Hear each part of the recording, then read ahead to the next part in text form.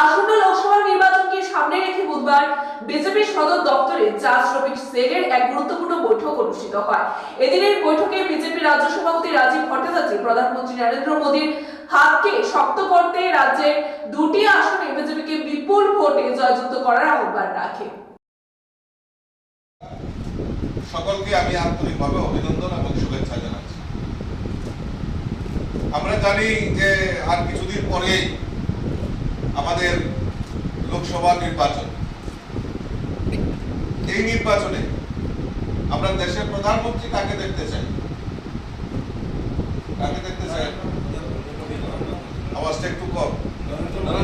আমরা দেশের প্রধানমন্ত্রী কাকে দেখতে চাই? কাকে দেখতে চাই?